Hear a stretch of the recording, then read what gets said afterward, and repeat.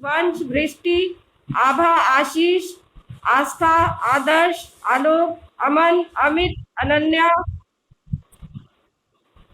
अनुष्का, आर्यन, आयुष, आयुष राज, आयुष रंजन, दिव्यांश, दर्शन, हर्ष, कविश, मुस्कान, सृष्टि, नव्या, नेहा, प्रिया, पीयूष।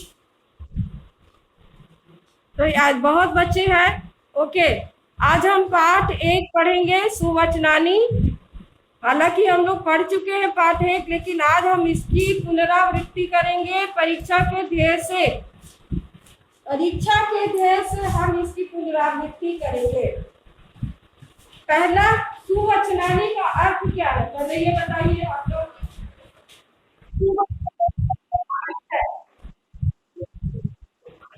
अच्छे वचन, वचनानी शब्द के पहले सु उपसर्ग लगा हुआ है, तो अच्छे वचन, सुवचनानी का अर्थ क्या, अच्छे वचन। जो वचन आपके लिए हितकारी है, आपके जीवन जीने में जो सुलभ है, सहायता करते हैं अच्छे से जीवन जीने के लिए, आपकी बौद्धिक स्तर को बढ़ाते हैं, वृद्धि करते हैं। तो वैल्यूज के बारे में बताते हैं, नैतिकता के बारे में बताते हैं, नीति के बारे में बताते हैं ऐसे वचन। तो पहला है, सर्वे भवन्तु सुखिनः, सर्वे सन्तु निरामयाः, सर्वे भद्राणि पश्यन्तु, मा कश्चित् दुःख भाग् भवेत्। इस श्लोक का क्या अर्थ है, कोई बताइए, जोर से बताइए।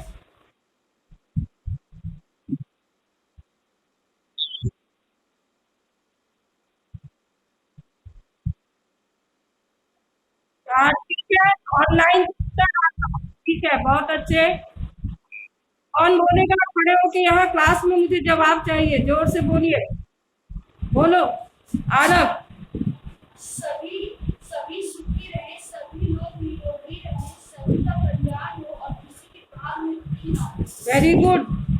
सभी सुखी हो, सभी निरोग रहे, सभी का कल्याण हो और कोई भी दुखी न रहे, यही श्लोक का अर्थ है। सर्वे भवन्तु सुखिनः, तो भवन्तु में कौन सा धातु है, भवन्तु में कौन सा धातु है,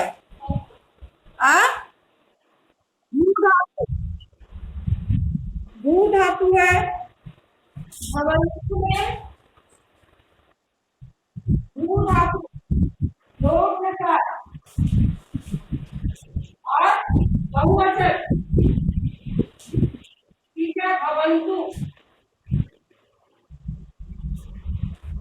सर्वे सन्तु निरामयाः, निरामयाः का अर्थ निरोग, सभी निरोग रहे। सन्तु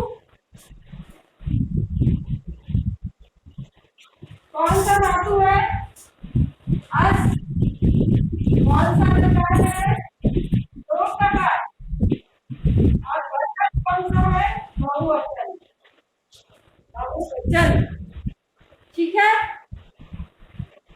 सर्वे भद्राणि पश्यन्तु, भाव अर्थ इसका क्या होगा, सर्वे भद्राणि पश्यन्तु का भाव अर्थ, सभी का कल्याण हो।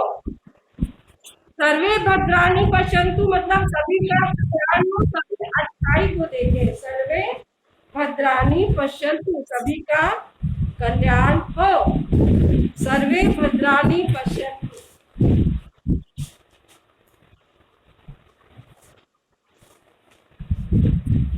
कल्याण,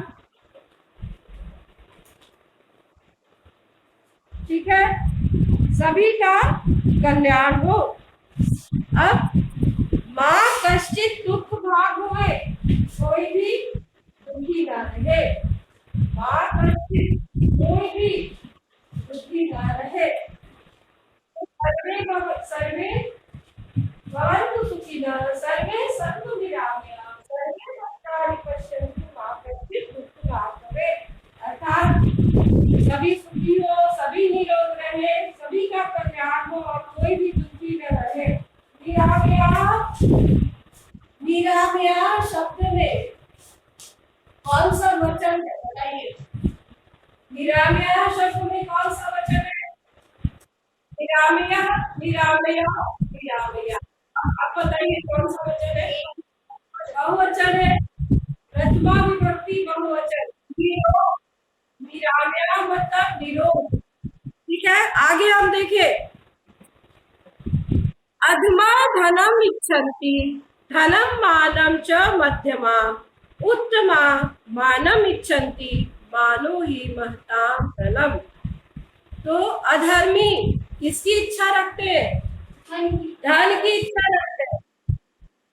अधर्मी जो नीच होते हैं, जो अधर्मी होते हैं, जिनका धर्म से कोई भी संबंध नहीं है, वो किसकी इच्छा करते हैं? सिर्फ धन की इच्छा, मात्र धन की इच्छा करते हैं।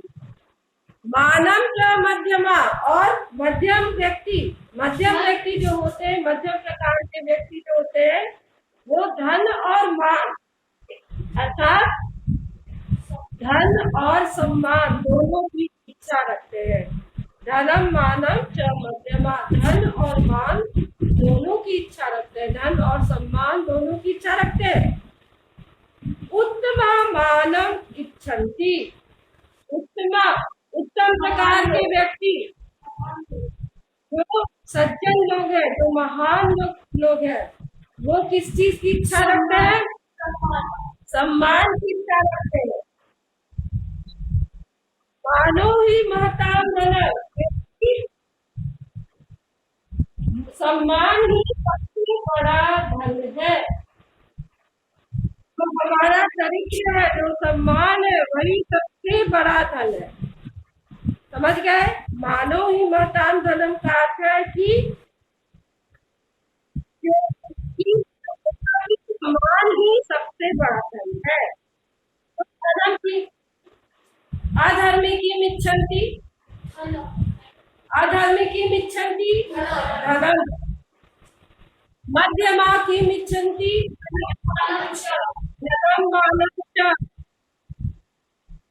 और उत्तमा जनाः की इच्छन्ति मानव सम्मानम, और महताम धनम की मानव। तो संसारे त्रिविधाः जनाः भवन्ति, संसार में 3 प्रकार के लोग होते हैं। एकेषु ये अधमाः जनाः सन्ति, इनमें से जो अधर्मी है, अधमी है, ते सर्वथा येन केन प्रकारेण धनम एव प्राप्तुम इच्छन्ति, जो कि अधर्मी है, अधमी है, वो येन केन अर्थात ऐसे वैसे तरीके से धन को प्राप्त करने की इच्छा रखते हैं। मध्यम श्रेण्याः जनाः, मध्यम श्रेणी के लोग धनेन सह सम्मानम अपि इच्छन्ति, मध्यम श्रेणी के लोग धन के साथ मान की भी इच्छा रखते हैं। परम श्रेष्ठा जना केवलम सम्मानम वांछन्ति, परंतु जो श्रेष्ठ जन होते हैं, जो अच्छे जन होते हैं, वो केवल मान की इच्छा रखते हैं।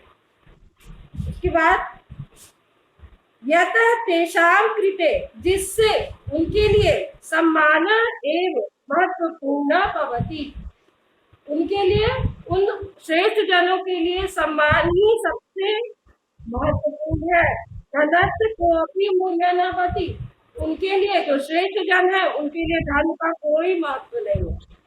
जो श्रेष्ठ जन होते हैं, उनके लिए कोई धन का कोई महत्व नहीं है, उनके लिए सिर्फ सम्मान ही सब कुछ है, उनका यश ही सब कुछ है। उनके लिए धन की कोई महत्ता नहीं है, कोई महत्वपूर्ण नहीं है उनके लिए धन। ठीक है, तो हम लोग किस प्रकार के व्यक्ति हैं? कोई बताएगा, कोई अपनी सुझाव देगा, कोई अपना सुझाव देगा। प्रायः लोग क्या होते हैं, हम साधारण लोग किस प्रकार के होते हैं? बताइए। मध्यम, हम मान भी चाहते हैं और थोड़ा धन भी चाहते हैं, हम इतने श्रेष्ठ नहीं है। हाँ, हम धन भी चाहते हैं और हम मान भी चाहते हैं, थोड़ा धन चाहते हैं, थोड़ा सम्मान चाहते हैं। हम मध्यम प्रकार के, विरले ही श्रेष्ठ जन होते हैं जो सिर्फ त्याग करते हैं धन के लिए। धन का उनके जीवन में कोई महत्व नहीं है। ऐसा कोई व्यक्ति है? अभी तुम किसी का नाम ले सकते हो? Very good Hansraj. किसने जवाब दिया ऑनलाइन से? कौन? शुभ नारायण, बहुत अच्छा उत्तर है। मेरे मन में भी हंसराज ही आ रहे थे। हमारे ex president APJ Abdul Kalam, very good. Anshul भी ने भी जवाब दिया। ये बहुत अच्छा है। हंसराज एक बहुत बड़े उदाहरण है जिन्होंने कभी धन को महत्व नहीं दिया, और आज जब वो नहीं है तो उनका इतना योगदान है इस देश के लिए जो छिपा हुआ है। उनका जब जीवन वृत्त पढ़ोगे धर्म शिक्षा में 7th क्लास में, तो तुम्हारा मतलब मैं तो बहुत भाव विभोर हो जाती हूँ कि जीवन में उन्होंने जो त्याग किया वो किसी साधारण व्यक्ति के लिए संभव नहीं है। कितना कष्ट उन्होंने झेला, लेकिन वे अपने कर्म से कभी पीछे नहीं हटे। उन्होंने जीवन पर्यंत कष्ट किया। ऐसे बहुत कम लोग होते हैं। चलिए, बहुत अच्छी बात है। अब तीसरा श्लोक हम देखें। तीसरा श्लोक सबसे जरूरी, जाड्यम का अर्थ बताइए। जाड्यम मूर्खता, जड़ता, मूर्खता। जाड्यम का अर्थ है मूर्खता। हाँ, जड़ता, जड़ मनुष्य अर्थात जिसकी बुद्धि जड़ है, अर्थात जिसको बुद्धि नहीं है, बुद्धिहीन है, मूर्ख है। ठीक है, तो जड़ता, जाड्यम, दियोवर। अब इसको जरा सा प्लीज रब कीजिए कोई आदमी, प्लीज रब द बोर्ड।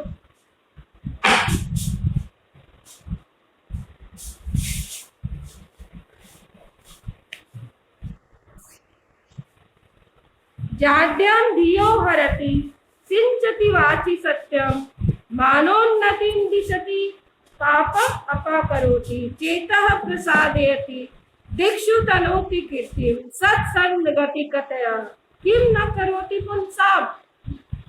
तो तीसरा श्लोक है, उसमें किसकी महत्ता बताई गई है? सत्संगति की।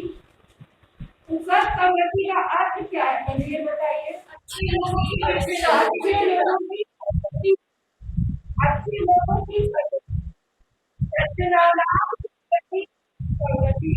संगति की विशेषता इस श्लोक में बताइए। तो सबसे पहली विशेषता क्या है? जाड्यम धियो हरति। धिया मतलब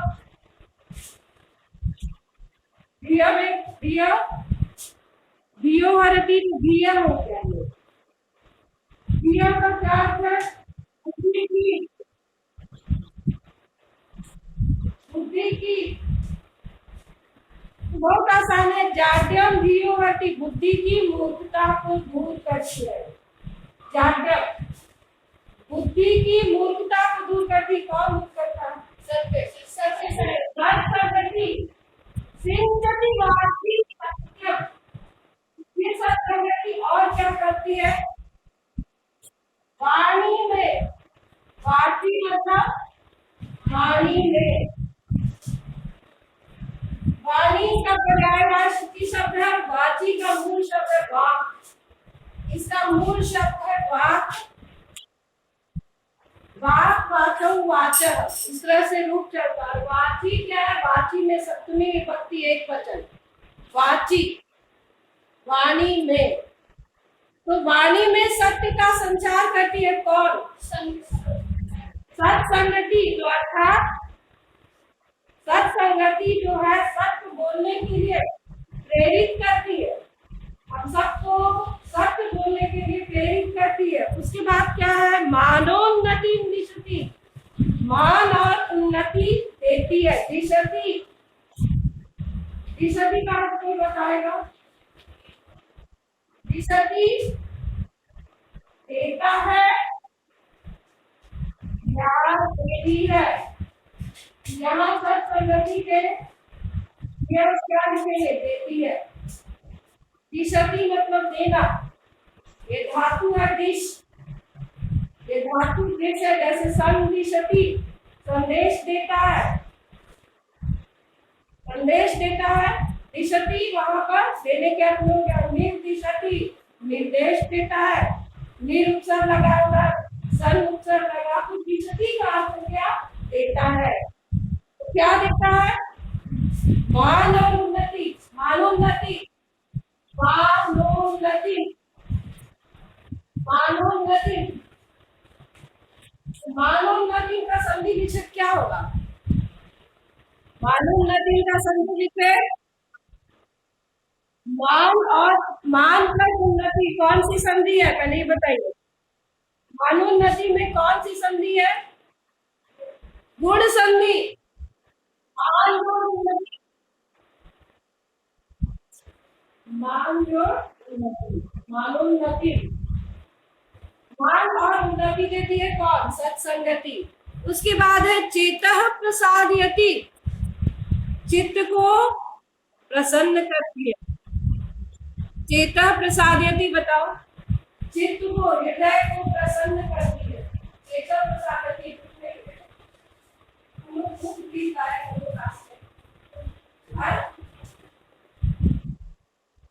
चेतः प्रसादयति अर्थात चित्त को प्रसन्न करती है, हृदय को प्रसन्न करती है। कौन? आप सत्संगति में रहिएगा तो आपका हृदय मन प्रसन्न रहेगा। मन प्रसन्न रहेगा।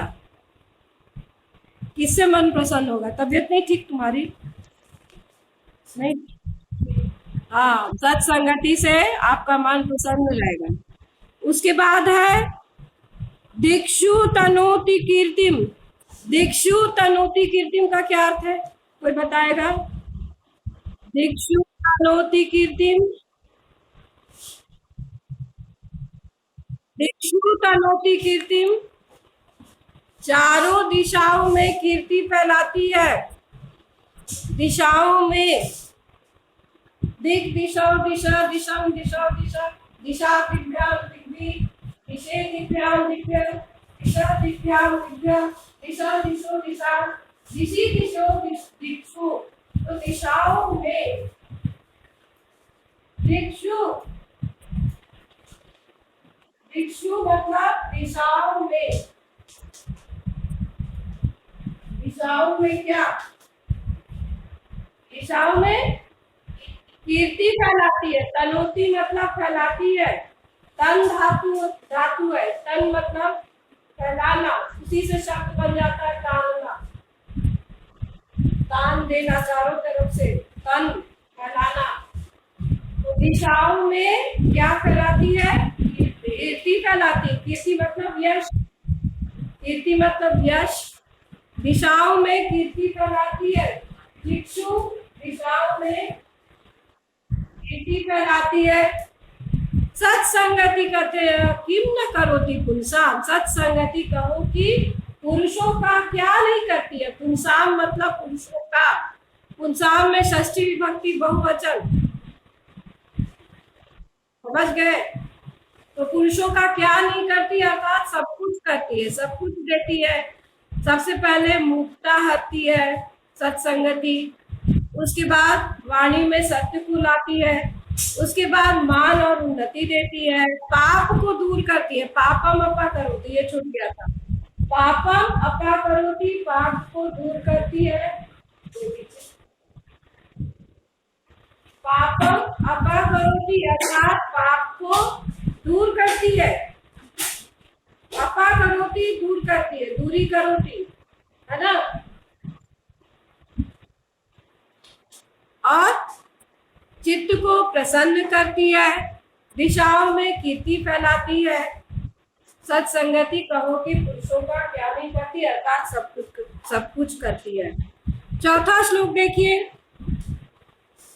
यहाँ पर किसके बारे में बताया गया है? यहाँ किसके बारे में बताया गया है? नहीं, श्लोक पढ़ो तो उठ करके।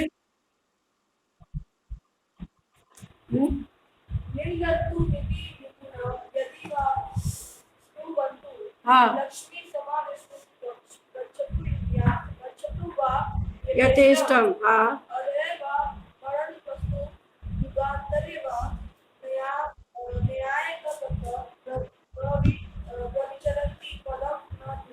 ठीक है, मैं पढ़ती हूँ। Very good.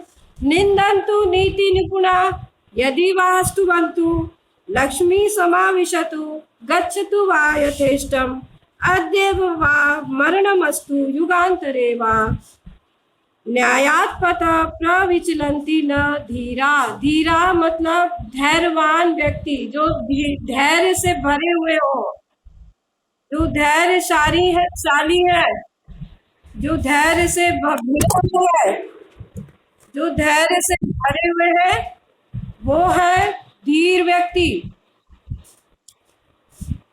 जो धीर व्यक्ति है अर्थात धैर्यवान व्यक्ति, जो धैर्यवान व्यक्ति है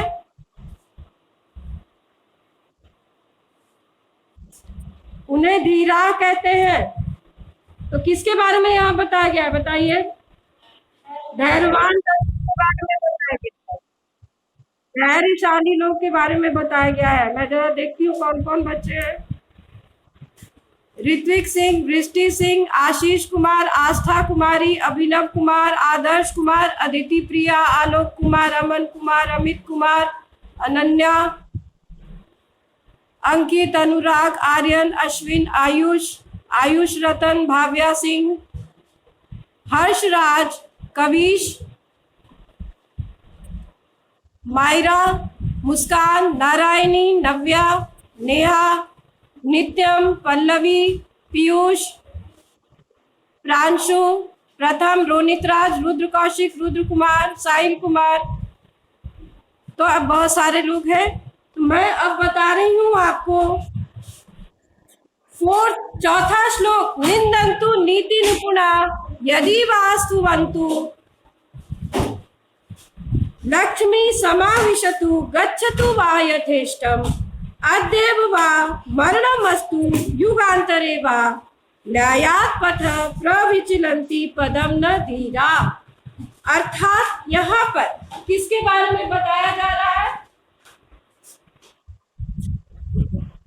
किस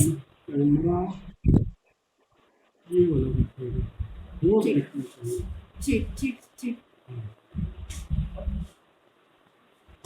इस ऐसे कर लेते हैं। सॉरी, बैक कैमरा से। अच्छा, हाँ, बैक कैमरा से हम इसको कर लेते हैं। अब ये बोर्ड दिखेगा। हाँ ठीक है सर। अब दिख रहा है ना? हाँ हाँ।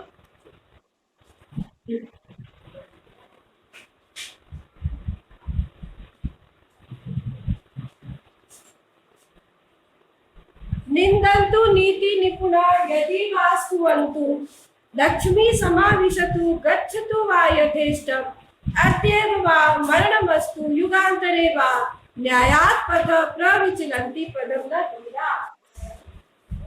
किसके बारे में बातचीत हो रही है?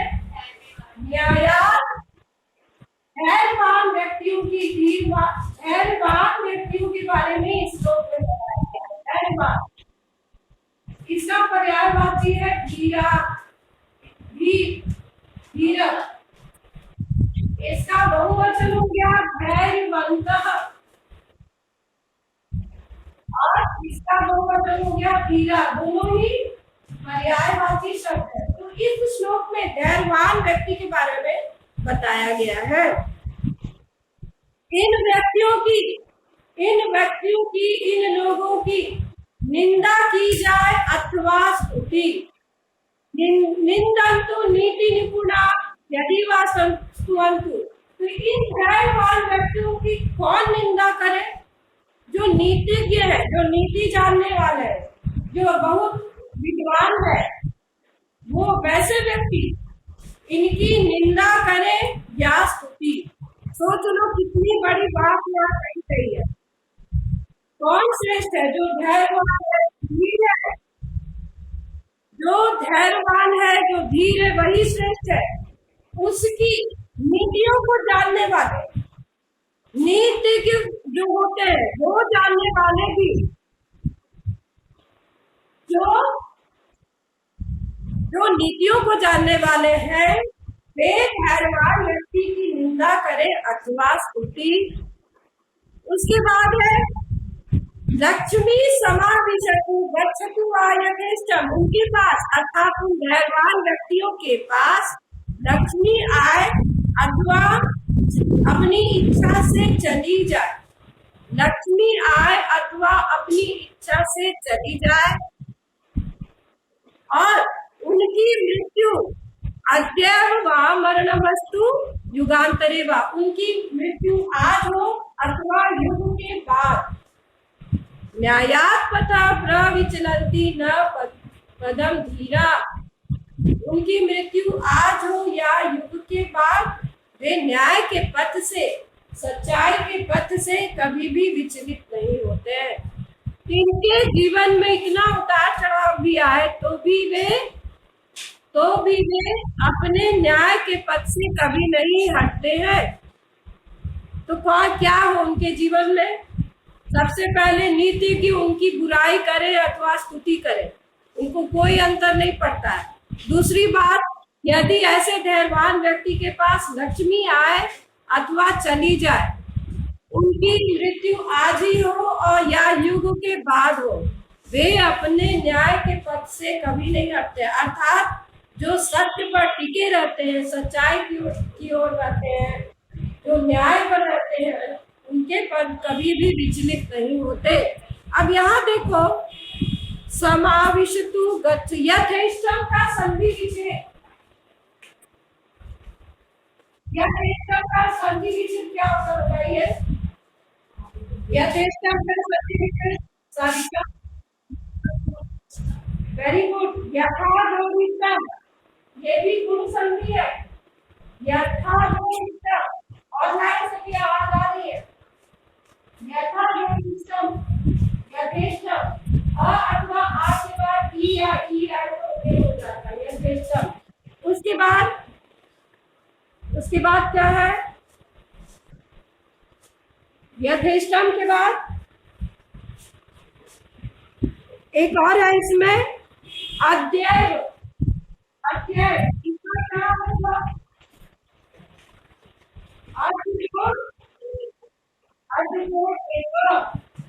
अद्यैव कौन सी संधि है ये? वृद्धि संधि। वृद्धि संधि, ऑनलाइन से भी उत्तर आ रहा है। ये वृद्धि संधि है, अर्ध जो अद्यैव। उसके बाद है मरणम, मानोन्नत नहीं, इसमें क्या है? मरणमस्तु, मरणमस्तु, ये क्या हो जाएगा? यहाँ पर ये संधि नहीं है, वर्ण संयोग है, कोई विकार नहीं हुआ या वर्ण संयोग है। मरणम जोड़ अस्तु, मरणम अस्तु, मरणम जोड़ अस्तु, मरणम अस्तु। यहाँ पर देखो, यहाँ संधि नहीं हुई है, कोई भी विकृति नहीं हुआ, यहाँ पर मरणम अस्तु, ठीक है। एक और देखो, युगांतरे, युगांतरे का संधि विच्छेद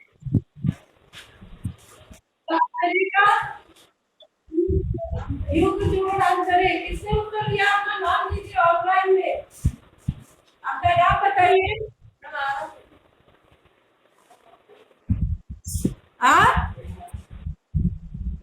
अब क्या? ओके, तो आप लोग बताइए, युगांतरे किस प्रकार की संधि है? किस प्रकार की संधि है युगांतरे?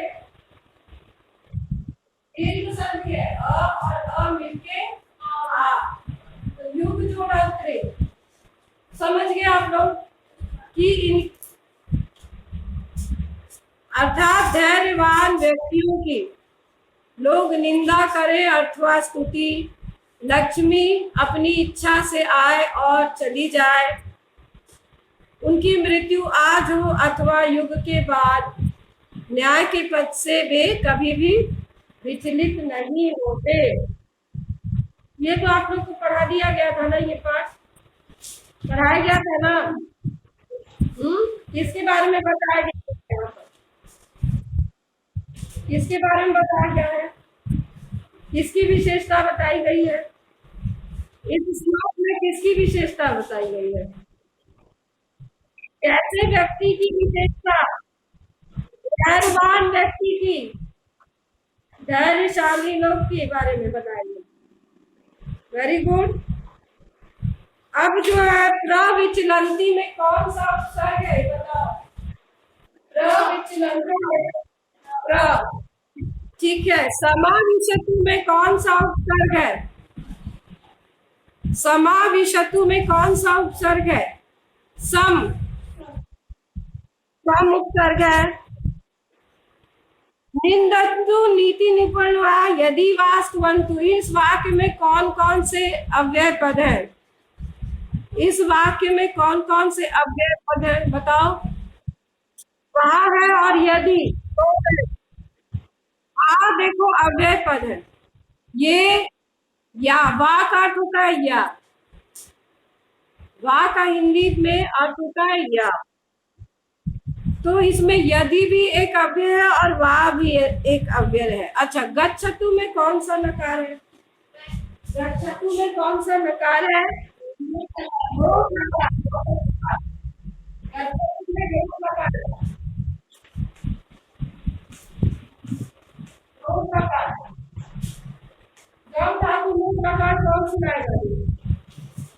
किसी को याद है। गम धातु लोट लकार।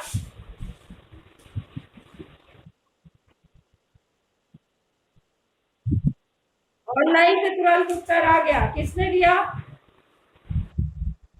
नव्या महरौर। ओके, बहुत अच्छी बात नव्या, सही है। गच्छतु गच्छताम गच्छन्तु गच्छ गच्छतम गच्छामि गच्छामि।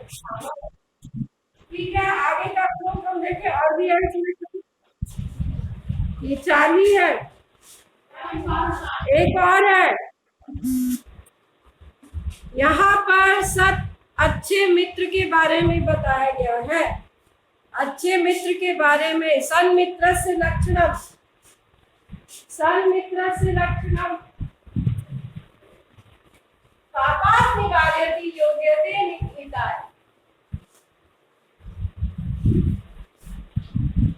पापात् निवारयति है ना। पापात् निवारयति कौन पाप से दूर करता है। अच्छा मित्र, अच्छा मित्र, वेरी गुड। सन्मित्र। योजयते हिताय, हमेशा हित की योजना करता है, अर्थात हित के बारे में सोचता है। अच्छा मित्र हमेशा अच्छे मित्र के बारे में हित के बारे में सोचता है। दूसरा, गुह्यम निगूहति, गुह्यम योजयते हिताय, ये दूसरा उसका लक्षण है। योजयते हिताय अर्थात हित की सोचता है। तीसरा लक्षण उसका है गुह्यम निगूहति। इसका अर्थ बताओ तो कोई। अपने मित्र के अच्छे गुणों को प्रकट करता है। नहीं, इसका ठीक। गुह्यम मतलब गोपनीय बातों को छिपाता है, उसकी गोपनीय बातों को छिपा लेता है, अपने मित्र के सीक्रेट्स को दबा लेता है। गुह्यम मतलब गोपनीय, निगूहति छिपा लेता है। अर्थात यहाँ इसका अर्थ यहाँ बता देता है कि उसके दुर्गुणों को छिपा लेता है। उसका चौथा लक्षण क्या है। गुणान प्रकटीकरोति, और गुणों को प्रकट करता है। अपने अच्छे मित्र के गुणों को सबके सामने लाता है और उसके दुर्गुणों को छिपा लेता है या उसकी गोपनीय बातों को छिपा लेता है। अच्छा मित्र वही होता है। गुणान प्रकटीकरोति। तुम लोग करते हो ऐसा। अपने अच्छे मित्र के क्या करते हो। अपने अच्छे मित्र के गुणों को छिपा लेते हो, अर्थात उसके जो गोपनीय बातें उसको छिपा लेते हो और उसके अच्छी बातों को दुनिया के सामने लाते हो, सबके सामने लाते हो, गुणों को सबके सामने प्रकट करते हो। आपतगतम च न जहाति, अर्थात संकट के समय उसे छोड़कर नहीं जाते हो। संकट के समय उसे छोड़कर नहीं जाते हो। ददाती काले, और उसको संकट के समय में उसका साथ देते हो। ददाती मतलब देते हो, उस संकट के काल में तुम उसका साथ देते हो, उसको छोड़कर नहीं जाते हो। सन्मित्र लक्षणम इदम प्रवदन्ति संता, और अच्छे मित्र के लक्षण को संत लोग यही बताते हैं। समझ गए? इसको हम लोग और भी डिटेल में कल इसको बताएंगे और इसका अभ्यास इत्यादि कर लेंगे।